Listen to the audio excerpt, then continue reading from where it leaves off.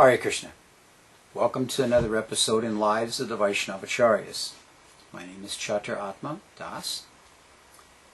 If you're viewing this and trying to log into our chat room at the same time, that won't be possible.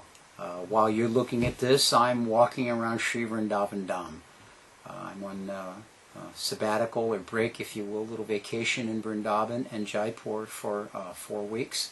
So we've pre-recorded the show you're now viewing. Hare Krishna.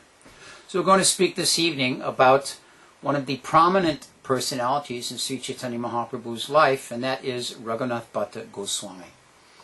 Raghunatha Bhatta Goswami is, of course, a member of the Six Goswamis of Vrindavan, as glorified in Srinivasacharya's Sat Goswamastikam, his 8 prayers of praise of the Six Goswamis.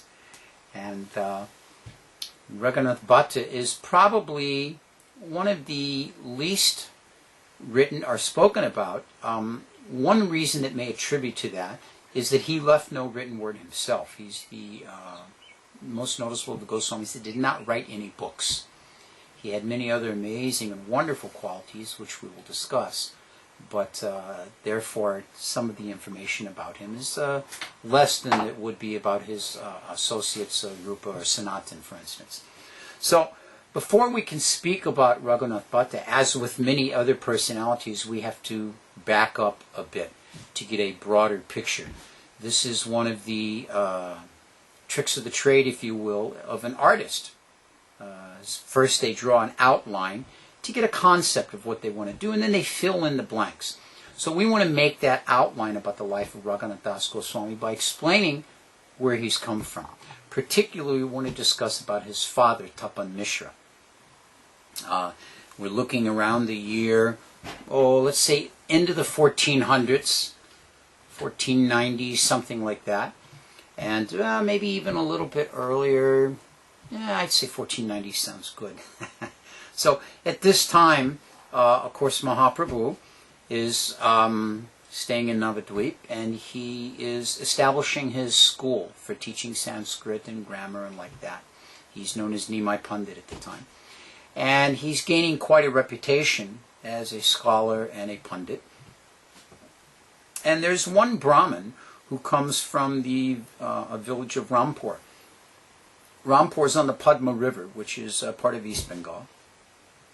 And Mahaprabhu was doing a tour, going out and visiting. As you remember in the Chaitanya Charitamrita, it describes how after establishing his school he went traveling. This first travel was the time at which his wife Lakshmi Priya departed. It mentions that Mahaprabhu went out for the purpose of preaching and establishing himself and making students and followers, and while that happened, his wife Lakshmi Priya, who was at home, had departed from this world. So during that time, he was traveling in East Bengal, and this one Brahmin, Tapan Mishra, was very well known for having studied the scriptures and very, very expert. However, he was bewildered, in spite of such study, about the purpose of life. What was the goal of life? What should he do to attain that goal? Now, an important factor here is seen by the fact that he would be instructed by Sri Chaitanya Mahaprabhu. So we can say that Sri Chaitanya Mahaprabhu was his spiritual master, his guru, his Shiksha guru, teaching him. And without that Shiksha guru, Tapan Mishra had everything available to him, therefore he couldn't understand it. Therefore, the example is given that one has to have a teacher, a practical personality to explain the line, to give the teachings to us in a very practical way according to our circumstance. And this was why Tapan Mishra was having so much difficulty. So in this way, he had one dream. And in that dream, a Brahmin appeared to him. It was a very effulgent Brahmana. Now, this wasn't understood to be Mahaprabhu himself, but it was just a very effulgent Brahmana, almost godlike. And this Brahmana said to him, he said, don't be concerned, Tapan Mishra. He said, do not worry at all. He said, Nimai Pandit has arrived just near here. And he will teach you both the yoga of perfection and the means of attaining the real goal of your life. This Nimai Pandit is not an actual man. He is the Supreme Lord, Narayana himself. So although he has created this universe, he has accepted the form of a human being in order to deliver this world. And then The Brahmin disappeared from his dream. So Tapan Mishra awoke from this dream very excited. He had a desire to attain knowledge, to understand the real goal of his life. And this dream indicated it would happen. Now, as we mentioned before, it says that this dream happened at the end of the night. And those dreams, they indicate that happen at that time period. As you're going into slumber, or as you're deep in sleep, the mind's doing so many things. But they say that those dreams that occurred just before waking, in the early part, these are very significant. So in this way, he was very, very excited. So that following morning, after performing his duties, getting up, bathing, doing his puja and his slokas and his, like that, he set out to find Sri Chaitanya Mahaprabhu, Nimai Pandit. So he saw Nimai Pandit sitting on a bench just outside of his home. It was very amazing. So he had a brilliant effulgence that completely filled the entire courtyard. Everything was just like illuminated as if the sun was right there before him. Describes, of course, that his eyes were as beautiful as the fresh leaves of a lotus flower, and that he had fine black hair that was curling and flowing. Remember, this is before he took sannyas, and one of the qualities of Mahaprabhu's beginning Leela, it was his beautiful black hair that he had. And he had a very strong chest decorated with a fine Brahmin's thread and a beautiful, brilliant yellow dhoti. It was shining just like the sun, illuminating all four of the directions. So he was surrounded by disciples and students, and he was speaking. In this way, Tapan Mishra saw him and offered his obeisances, falling like a stick at the feet of Sri Chaitanya Mahaprabhu. And he said to him, "Oh, merciful one, oh, Savior of the fallen, please be merciful and deliver me." So the Lord smiled at him very affectionately and offered a seat. He could see he was a respectable Brahmin, so he received him. "Please, you sit down nicely like this." And he introduced himself, and Tapan Mishra inquired from the Lord. He said, what are the truths regarding the practice of perfection in this life and the goal for attaining that perfection? So then Mahaprabhu instructed him. He said, in every millennia, the Lord advents himself in order to deliver the fallen souls and instruct them in what is the means of worship for that age. In the Satya Yuga, of course, it is meditation. In the Treta Yuga, of course, it is sacrifice. In the Dwapara Yuga, it is deity worship. And in the Kali Yuga that we are currently in, it is the Sankirtan process of attaining the ultimate goal of human life. So Mahaprabhu instructed him in this way. He said, in each of these four ages, the particular process of deliverance is given. And in this age, it is Nam Sankirtan. So Mahaprabhu was instructing like this. And he inspired very much Tapan Mishra. So Tapan Mishra was understanding that the real welfare for humanity was to take up this Nam Sankirtan, and that this was the true Dharma in this age of Kali Yuga. The Lord continued to explain that in the age of Kali, the sacrifice of the holy name is the essential principle. Nothing else will deliver persons in this age of Kali. Therefore, there is no religious principle that is superior to this. Without the holy name, one cannot attain perfection in this age. Therefore, one should renounce all tendency to follow any other path and always take up the chanting of the holy name of Krishna as the Maha Mantra. Hare Krishna, Krishna Krishna, Hare Hare, Hare Rama, Rama Rama, Hare Hare. By this influence alone, you will understand everything on the path of perfection and the real goal of your human life. So Tapan Mishra was very excited to hear this. You can imagine Sri Chaitanya Mahaprabhu himself instructing like this. So Tapan Mishra became very, very excited. Again, offered his obeisances at the lotus feet of the Lord, prostrated himself full out in this way. And then the Lord was about to get up and leave and go for Navadvip. So then he asked him, he said, "My dear Lord," he said, "I want to accompany you and go with you to Navadvip." The Lord ordered him, he said, "Soon I will request that you should move to Varanasi and that you should reside there. After living there for some time, we will meet again in the future." Saying this, the Lord took his associates and departed for Navadvip. Now imagine, you're aspiring to understand the goal of human life. You get a dream that says, here's how you understand from this personality. You find that personality. That personality instructs you, and he said, okay, I want to travel with this personality and learn more. And he says, no, you move to another place where not only is your family not there, you'll set up from the beginning, I'm not there, but sometime in the future I'll come and see you.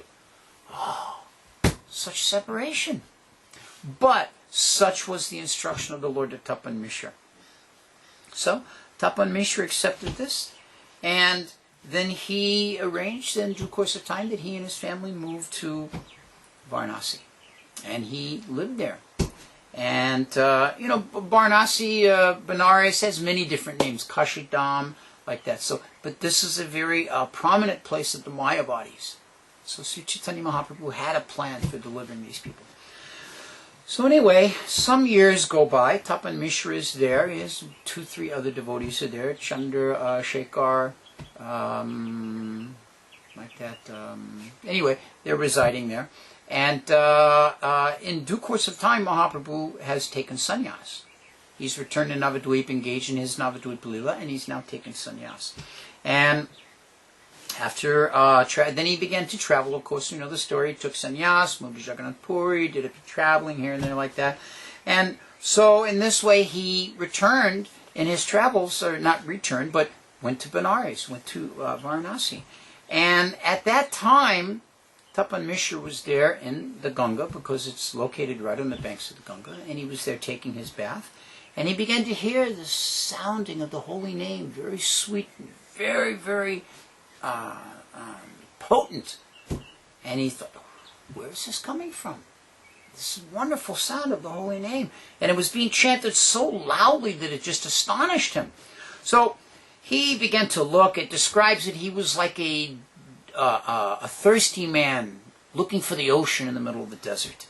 So he began to search, because, Varanasi is filled with Mayavadis. No one takes up the chanting of the holy name there. So he began to look, and he began to search, and across the Ghat he saw that there, on the banks of the next Ghat on the other side of the river, is this beautiful sannyasi.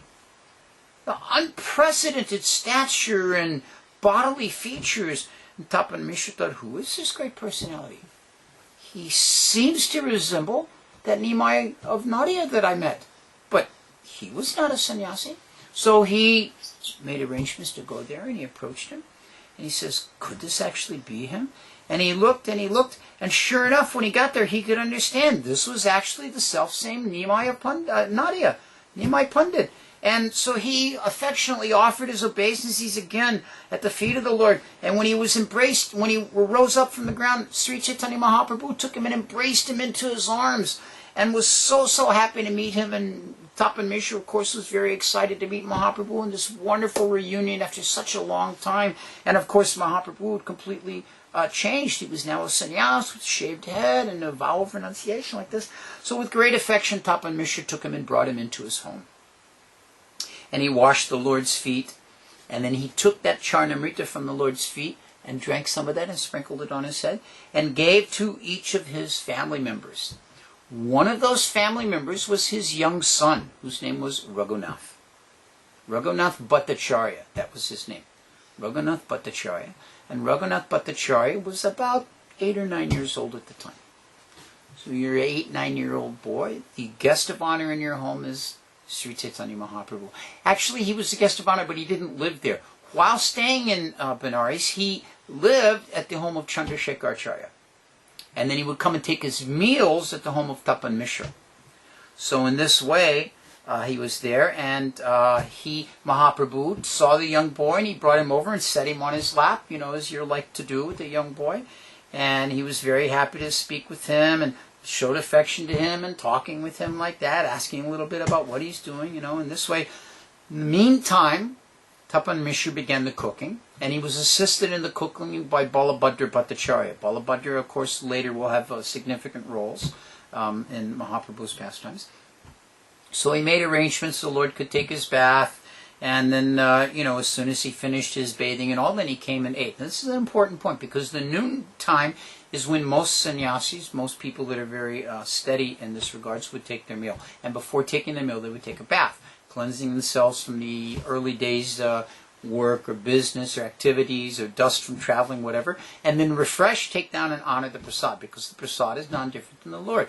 Just as one goes before the deity, having bathed and cleansed oneself, in the same way one would go before the deity's prasadam, which is non-different than the Lord, by cleansing oneself and properly preparing oneself. So in this way the Lord sat down and ate.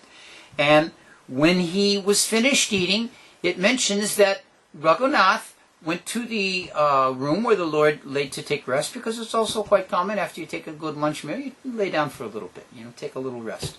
And he would massage the feet of the Lord. Of course, massaging the feet means massaging the thighs as well. It's a package deal. If you ever get the opportunity to massage anyone, you massage feet and thighs. So in this way, Raghunath massaged, and then after massage was finished, he went back in and cleaned the area and washed all the plates where Mahaprabhu had eaten like this. So in this way, from a very young age, Raghunatha Bhatta was rendering menial service to Sri Chaitanya Mahaprabhu. Very wonderful. So the news spread around Benares, of course, that Mahaprabhu would come. And Chandrasekhar Acharya came, and as I mentioned, he invited the Lord. The Lord very eagerly embraced him, and they sat and spoke nothing but Krishna Katha for some time. And then made arrangements for him to stay at the house of Chandrasekhar Acharya like that. So it mentions there were 3 prominent devotees in Benares at the time. Excuse me. It mentions there were 3 prominent devotees in Benares at the time. One was Chandrasekhar Acharya. 2 was Tapan Mishra, and the 3rd was Raghunath Bhattacharya. Raghunath Bhattacharya. So this is why the Lord came to Benares, to visit with these 3 devotees and get their association in this way. So after the Lord departed from there, the Lord continued on and returned to Jagannath Puri. It mentions that Raghunath Bhatta actually, he stayed at home for he stayed and served his parents until about the age of 28. Lived at home in this way. So during the 2 months, it was a 2-month period that the Lord stayed at the home of Chandrasekhar Acharya and took his meals at Tapan Mishra's house.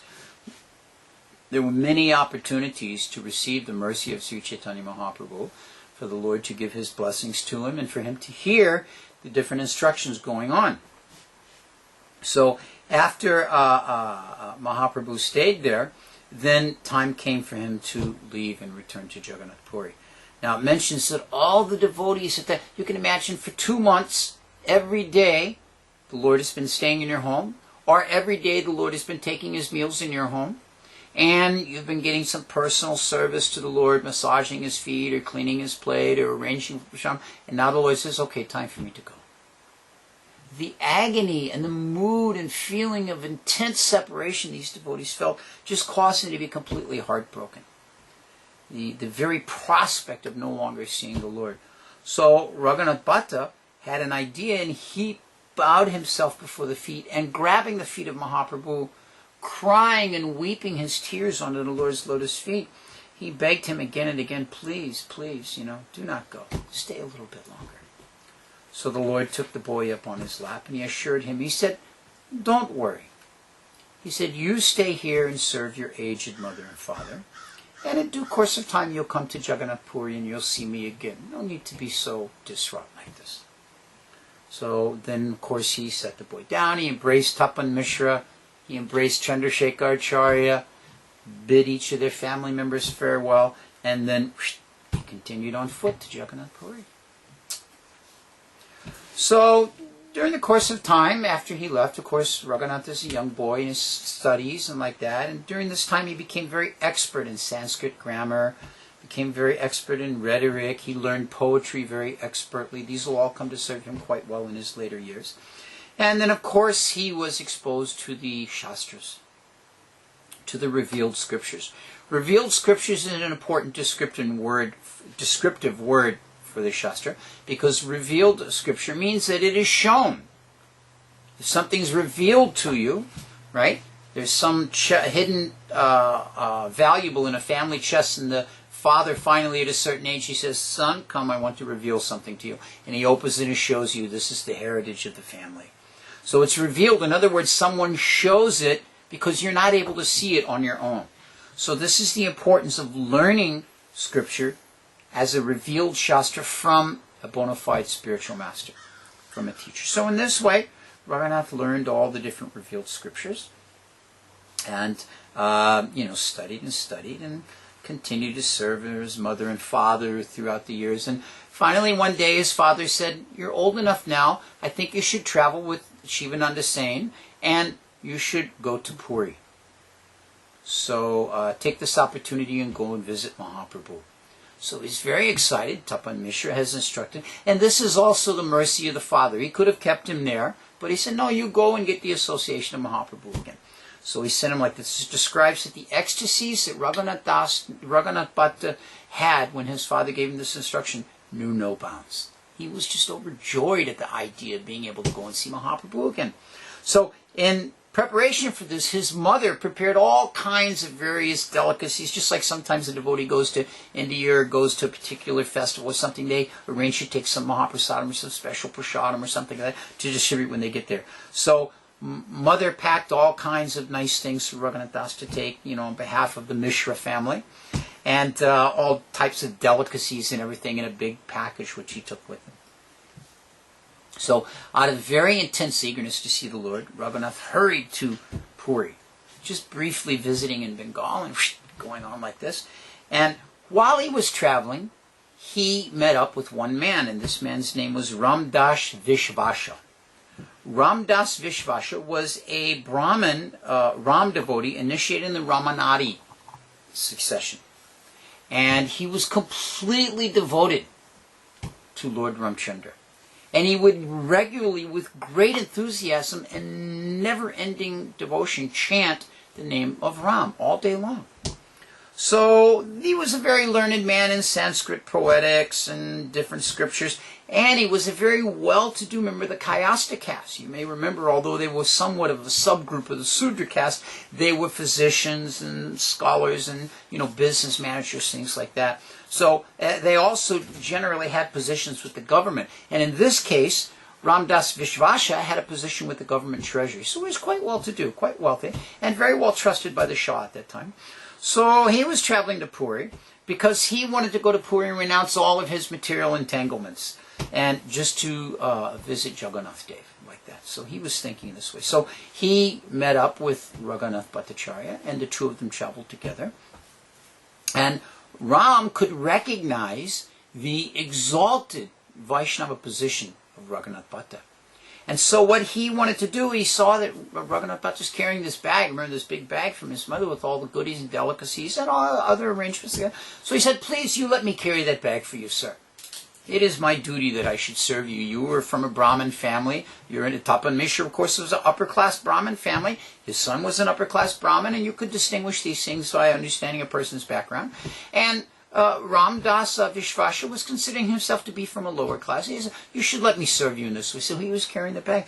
And Raghunath was objecting.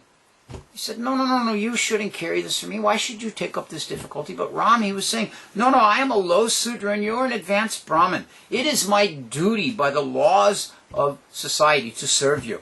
And I feel the greatest joy in doing this, and I beg you, please give me this opportunity. So in this way, he satisfied his desire in this. So they traveled. So they were going on foot, as we mentioned, to Puri.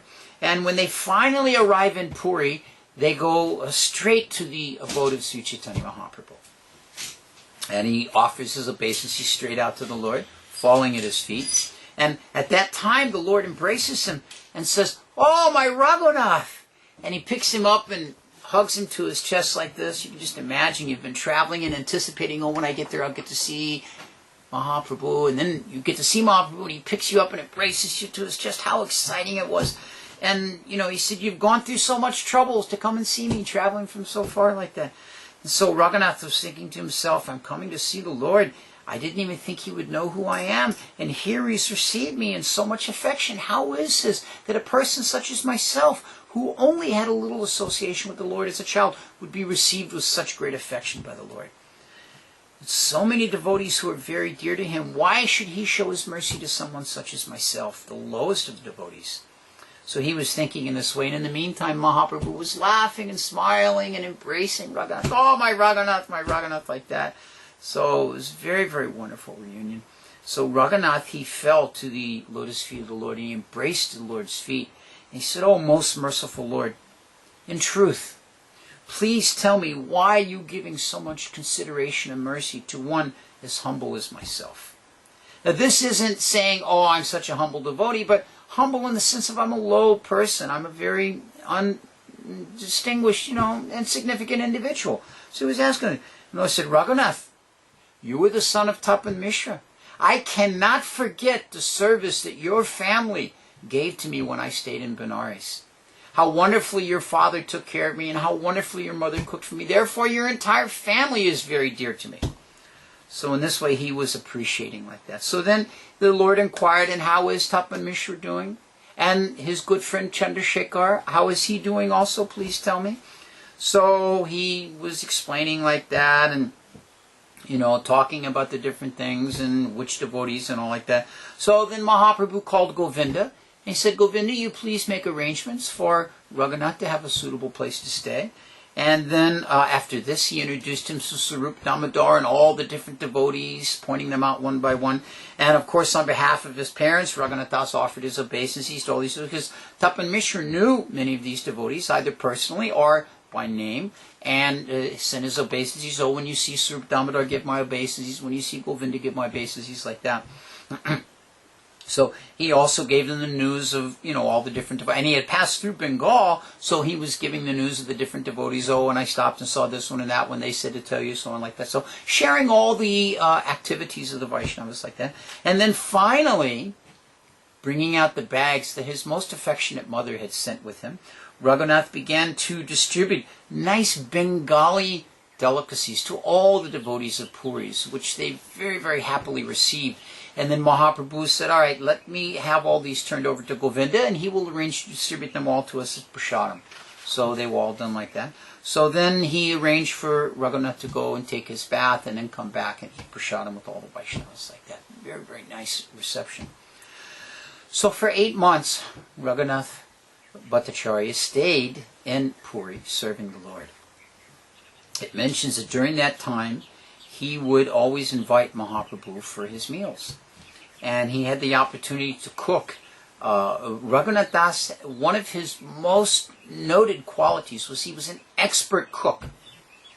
So I was thinking maybe he should become the Istadev of all cooks or aspiring cooks within ISKCON. If you want to learn how to cook, or you really want to become expert in cooking, you get a picture of Raghunath Das and offer obeisances and arti each day before you go to the kitchen like that. So at any rate, Raghunath was very, very expert in this. And he was especially able to satisfy the Lord with his cooking because he had a very wonderful devotional mood that went into the cooking when he prepared the meals. And this is a very important point. It's Prabhupada expressed to us many times. Krishna doesn't actually accept the food. Krishna accepts the bhakti, the mood of devotion that goes within the preparation of a food. So Sri Chaitanya Mahaprabhu was not so much concerned with wonderfully prepared meals. I mean, you can find, even in vegetarian circles, what to speak of other unmentionable foods, you can find expert chefs that can blend and arrange different spices and flavors and juices and all wonderful tastes. But if there's no devotion, if there's no bhakti in offering that to the Lord, what does he want to see it for? So it mentions that Krishna doesn't actually eat the food, but he eats it with his mouth, but he eats it with his eyes and with his ears, hearing the prayers the devotee offers with, and seeing the wonderful arrangement. Therefore, when prasadam is offered to the Lord, it should be done in a very pleasing. This is also one of the tricks of any good restaurant. Having run a restaurant, I know this. If there's tricks of any good restaurant, is to be sure that the presentation is very attractive. So Raghunath Das not only could make things very tasty and present them very attractive, but they were steeped in the devotion of him preparing these for the Lord. Can we pause for just 1 minute? We're going to pause just for one moment here. I'm just going to just begun recording and right. So this mood of what was put into the cooking arrangements of Raghunath Das, of Raghunath Bhatta, was as important as the expertise in the cooking itself. And this is very important to note because you remember when he was traveling, he had this associate, Ramdas Vishvasha. So we don't want to forget Ramdas Vishvasha. I mean, after all, he got the association of Raghunath Bhattacharya, so he must have some part to play in this. And this is that part. Because we find he was a great scholar, Ramdas. We spoke about that. And so when Raghunath Bhattacharya came to the Lord and was able to get the association of the Lord during that time and cook and make these offerings to him, as we mentioned, the Lord's acceptance of these was based on the mood of devotion that Raghunath had. This is contrasted by Ramdas. Ramdas also got to come and meet Mahaprabhu at this time. And it mentions that immediately the Lord could see through the character of Ram Dass. That Ram Dass harbored some internal desires for seeking liberation, because you remember we mentioned earlier he wanted to go to Puri and give up everything. So he had this desire for liberation, and additionally he was very proud of his learning, because he was a very learned person. We spoke about that. So desiring to get liberation and being proud of one's learning. These were both bad qualities in the character of Ram Dass. So when he came before the Lord did not show him very much mercy at all. We've seen this many times before in the pastimes of Mahaprabhu, that he could detect the subtleties of a person's impurities and deal with them accordingly. Mukunda is another example of this in Mahaprabhu's Navadvip pastimes. That Mukunda was an expert kirtanier, led very, very wonderful kirtans, and he could really invoke a beautiful mood. But his shortcoming was he would go anywhere and lead kirtans. He would go to this group and this bhajan and that particular yogi and whoever. He would lead all kinds of kirtans. So when Mahaprabhu had his Mahaprakash pastimes at Srivas Thakur's home of fulfilling the desires of all the devotees as the personality of Godhead, they said, what about Mukunda? You have not called for him. He said, I will not give my mercy to Mukunda because he goes here and there indiscriminately. So there has to be some discrimination about what one does, where one speaks, what one hears, like that. So in this way, the Lord could see right through Ram Dass that he's very proud of his learning and that he is particularly seeking liberation. So he didn't get very much mercy. So because that mood of devotion was not there, it was a complete contrast to the way the Lord dealt with Raghunatha Bhattacharya as he dealt with Ram Dass Vishvasha. So after Raghunath had been in Puri enjoying this wonderful association of the Lord for 8 months, the Lord called him to his side one day. He said, my dear Raghunath, he said, your parents are greatly advanced Vaishnavas, both in their spiritual development and in their age. As a matter of fact, it was known that they'd become aged and infirmed, invalid at this point in their life, quite elderly, couldn't get around so well. So he said, I want you to go back to Varanasi and to take care of your parents. And of course you can imagine Raghunath was feeling, oh, I have no objection to take care of my wonderful parents who have given me everything in devotional service and are great devotees themselves. But to leave you, my Lord. The Lord said, don't worry, I'm going to send you with something very special. And he took off his own neck beads and he put them on the neck of Raghunath Bhattacharya. So he was given the neck beads of Sri Chaitanya Mahaprabhu. He placed them on his neck and he said, in due course of time, when your parents depart from this world, you can return to Puri. You can come back then. Don't worry about that.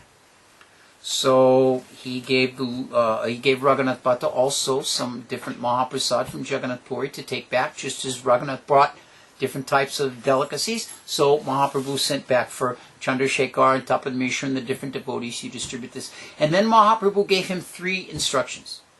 He said, first of all, do not marry. Stay detached and single in your life.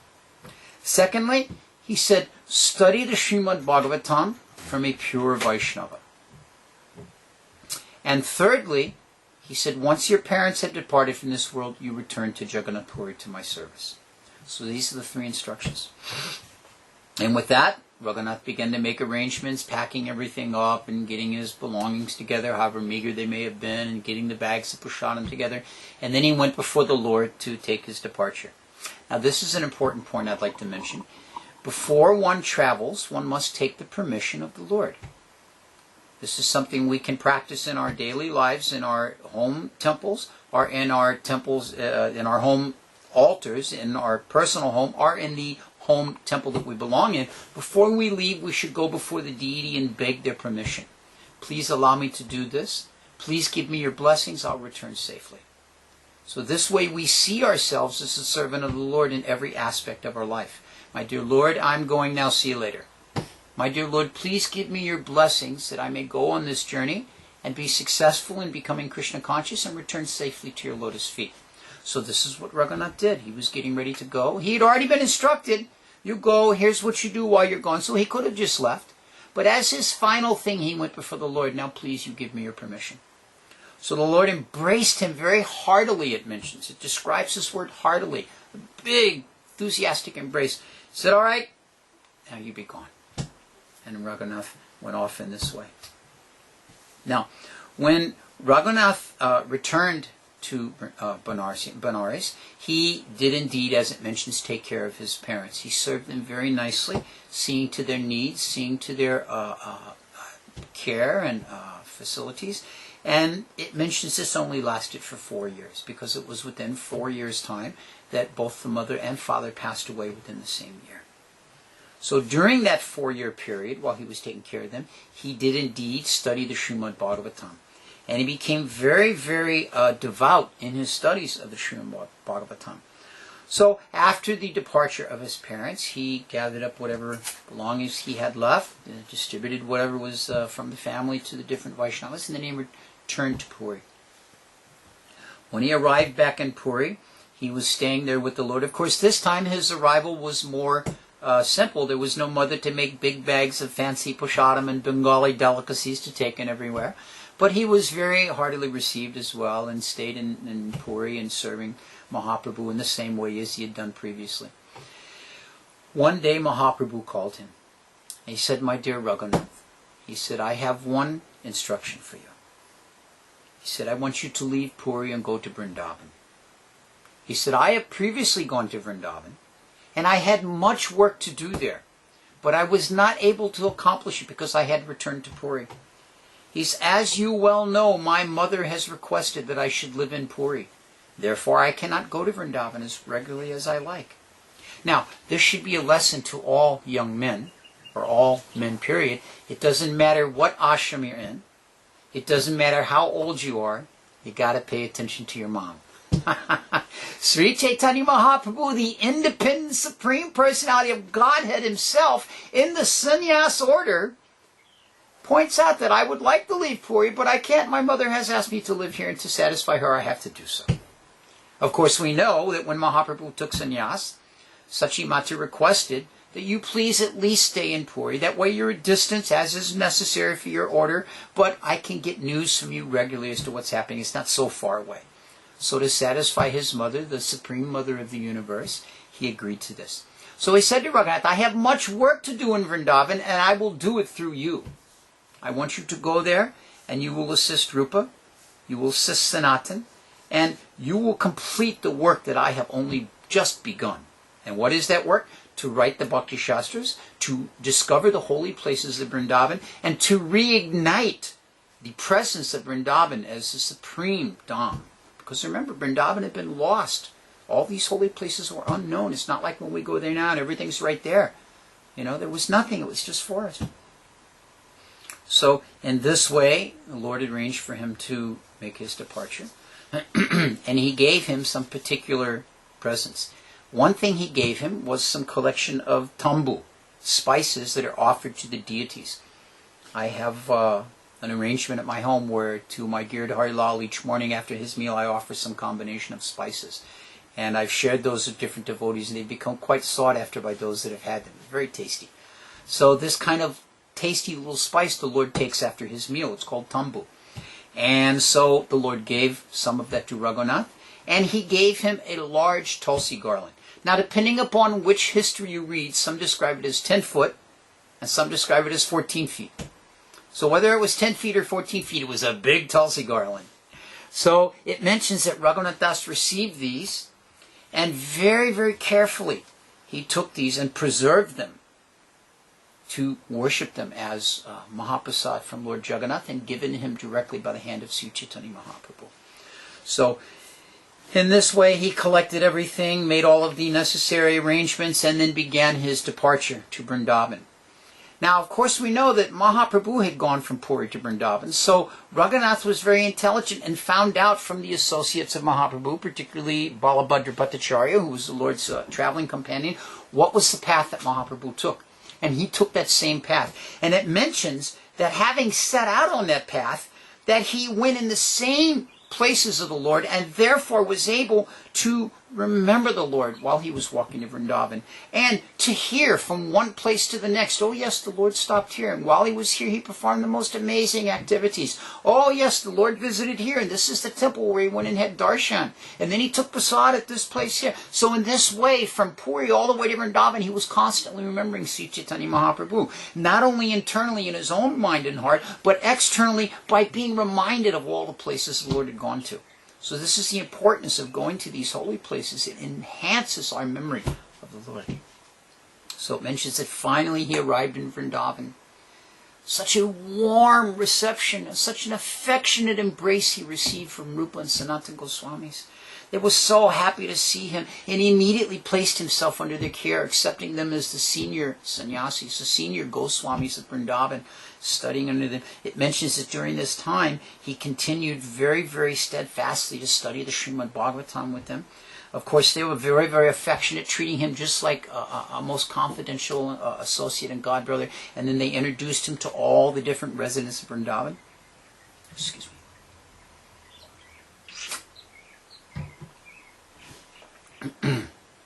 And in this way he began to settle himself in Vrindavan Dham. Now it mentions that Raghunath Das was blessed with two particular qualities for which he became very famous: his humility and his meekness. Now sometimes people think that to be a humble person is not a very good quality, but there's one very nice description in one seminar that I took, that to be humble doesn't mean to think less of yourself, but it means to think of yourself less. So instead of being self-absorbed, it means just to realize your true position in the material world, that we're such a small, infinite spirit soul in comparison to the entire creation, what to speak of in comparison to the Lord himself. So Bhattacharya was especially known for this humility and meekness. And he would constantly recite the Srimad Bhagavatam. It describes that he had a voice that was as sweet as that of a cuckoo bird. And he would recite any particular verse of the Bhagavatam in 4 different tunes. And all the different verses of the Bhagavatam, when it came time to recite a verse, Raghunatha would be requested by Rupa Sanatana, please tell the pastime of such and such from the Bhagavatam. He would begin to recite those pastimes from memory. And he would recite first one verse in one tune and then 3 more tunes.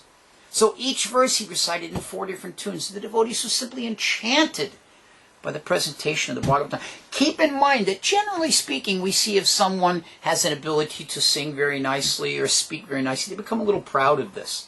But Raghunath Bhatta was very, very humble. By now, of course, Raghunatha Bhatta Goswami, he's renounced everything and he's received the sannyas order like that, renunciation. And in this way, he actually was the possessor of great humility. So he was not proudly reciting these. This has been the instruction to him from Mahaprabhu and the request of Rupa and Sanatana, his seniors. So he began to speak in this word. And when he would sing in this way, sometimes his voice would become choked and he would begin to tremble and tears would come from his eyes. So much ecstatic love was there. So the sweetness of the Bhagavatam was something he became very well known for. So the devotees became very greatly attracted by this, and many devotees would come and gather when he would speak incessantly about the Srimad Bhagavatam. So, of course, by this time in Vrindavan, we know that the different Goswamis have established their deities, and Rupa Goswami has his Govindaji deity, which he's worshipping, and Raghunath surrendered himself totally to the lotus feet of this Govindaji deity. And it mentions that the only thing that really gave meaning to his life, it says, and gave real satisfaction and fulfillment was the surrender and the presence of being able to have the darshan of Govindaji and remember Govindaji. During this time, it mentions that he developed an ability at jewelry making. This is one of the interesting qualities. We see that the descriptions are given in various shastras of the 64 qualities of the gopis. 64 arts they were expert at. Not only were they expert at making jewelry, they were expert carpenters. They were expert in meteorology. All kinds of amazing different descriptions are there. But in this particular thing, that Raghunath himself made ornaments, and particularly dolphin-shaped earrings for Govindaji. Now some places here again it's described as dolphin earrings, and some places described as shark earrings. Either rate, he was making personal gifts of jewelry in the form of earrings for Govinda. And at this time, he had begun to accept some disciples, and one such disciple was a very wealthy landowner from my mind slips. I've told this story just 2 or 3 weeks ago and I can't remember it. I apologize. But it was a very wealthy disciple, and he arranged for that disciple to build the Govindaji temple for Rupa Goswami's deity Govinda. Now, there are some particular descriptions of Raghunath's character. It mentions that Raghunath Bhatta Goswami never spoke or listened to gossip. This is described in the Srimad Bhagavatam in the 3rd canto as Gramya Katha. Gramya, of course, meaning the village. This refers to the local activities, the village, Gramya Katha. Kukata. Kukata means bad words, and the other word used in that same verse in the Bhagavatam is matigni. Matigni means things that kill the intelligence. So Gramya Katha is described as ku and matigni, bad words which kill the intelligence. So what does this mean? To gossip, to speak loosely, and all of this was something Raghunath Bhattacharya never partake of. He would only engage in the discussion of Krishna, and he would worship the Lord day and night, either his personal Ishtadev, or he would engage in worshipping the Govindaji deity. It mentions also that not only did he not engage in gossip, but he never blasphemed devotees. He would not even hear someone speak about the misdeeds of a Vaishnava. Now, this is an important thing for us, because as we all live in different societies, different communities, whether they be small temple communities or whether they be large communities like we have here in Alachua, the tendency is there to speak ill of others. This is our shortcoming as we have this material body, and our shortcoming as we have no taste for the holy name of the Lord. And so we get great pleasure in finding the faults of others because it makes us feel better about ourselves. Our own shortcomings seem less if we can magnify the shortcomings of others. So this is a tendency which the living entity is prone towards, and which the living entity serious about devotional development and increasing their Krishna bhakti has to give up. And we have this example of how it can be done in the lives of the Goswamis, particularly Raghunatha Bhatta Goswami. Not only would he not speak gossip, he would never criticize the devotee, neither would he hear about the shortcomings of the devotee. Now, in our own lifetime, we had the opportunity to associate a little bit with one such Vaishnava as this, Jayananda Prabhu. I personally had seen, if you were sitting with Jayananda Prabhu and someone started to speak ill of a devotee or mention some misbehavior of a devotee, Jayananda would simply get up and leave. He wouldn't listen. And he never spoke bad about devotees himself. Even some devotee had something worth speaking badly about, some nefarious activity, Jayananda would not engage in that activity. He would always find some way to turn the conversation around. So these examples that we get in the lives of the great personalities like Raghunatha Bhatta Goswami, and in our modern day great personalities like Jayananda, are able to be attained. We just have to strive for them and work towards that goal. So his vision instead was that he only knew that someone was engaged in the service of the Lord. So this is another point in attaining that. Instead of seeing how someone's got some critical point, we see their service, we see their good side. Haridas Thakur explains in the Chaitanya Charitamrita that the nature of a devotee is to be like a honeybee. A honeybee is always attracted to the honey, to the sweetness. He said, but we should not be like a fly. The fly always goes to the sore. If you have a sore on your arm, some burn or some cut that's healing, flies always go there. You have to keep them away. Because the fly always goes towards the unpleasant place. So Haridas Thakur instructs that we should be like a honeybee, not like a fly. So in this way, Raghunath Bhatta supplemented, in the process of renunciation, we have to give up something, but we have to replace it. Prabhupada gives that classic example that if you have an inky atmosphere and you put an empty cup, ink will fill the cup. But if that cup already has milk in it, that ink can't go in there. So to replace the criticism of Vaishnavas, and to replace the tendency towards gossiping, we should see only the good qualities of devotees, and in this way we won't be prone towards that. So this was the nature of Raghunath. So sometimes Raghunath would become particularly steeped in the remembrance of the Lord. And when he would do so in this way, thinking of Lord Chaitanya, he would take out this tulsi garland, which he carefully preserved and worshipped, and he would put that around his neck. And that would absorb him so much more in remembering the Lord. Now this is actually described in the Nectar of Devotion. It mentions in the Nectar of Devotion that Uddhava gives a quote that because he takes the prasadam of the Lord, because he wears the ornament of the Lord, and because he keeps himself absorbed with these things that have been used by the Lord, this paraphernalia, therefore he's free from the influence of Maya.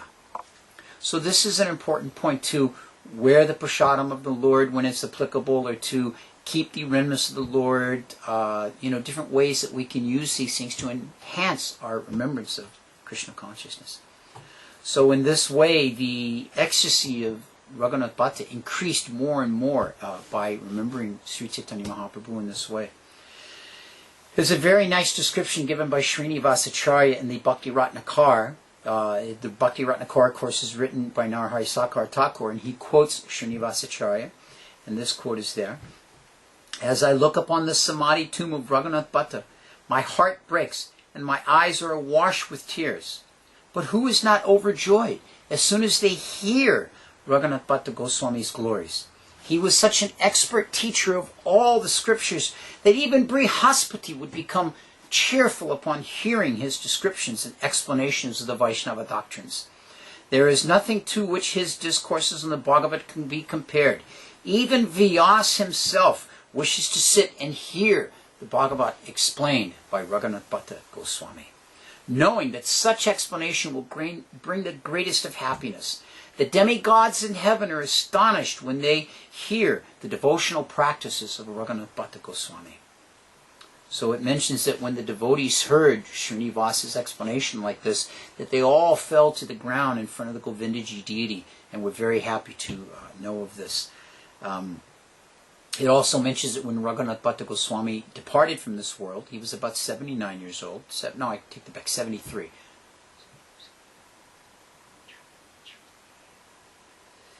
76 years old, yeah. And that when he departed from this world, that the Muslims at that time were in their reign of terror, if you will, on Vrindavan, and many holy places were being desecrated.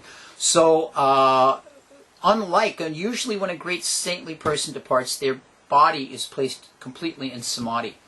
So, Jiva Goswami arranged for the body of Raghunatha Bhatta Goswami to be cremated and for the ashes to be placed in samadhi. That way the body couldn't be desecrated by the Muslims in this way. So a final thing we'll note here is that in Kavi Karnapur, the son of Shivananda Sen, in Kavi Karnapur's Gorda Gonadesha Dipika, he mentions that Raghunath Bhatta had the service of making a cottage home for Radha and Krishna during their Krishna Lila, and he was known by the name Ragha Manjari. So these are some of the very wonderful pastimes of Raghunath Bhatta Goswami. He's one of those personalities that gives a very practical example of activities in life that we can easily follow and absorb ourselves in, and in this way advance our own Krishna consciousness. So we thank you very much for tuning in and listening today, and with that we'll finish another chapter in the lives of the Vaishnava Acharyas. Hare Krishna.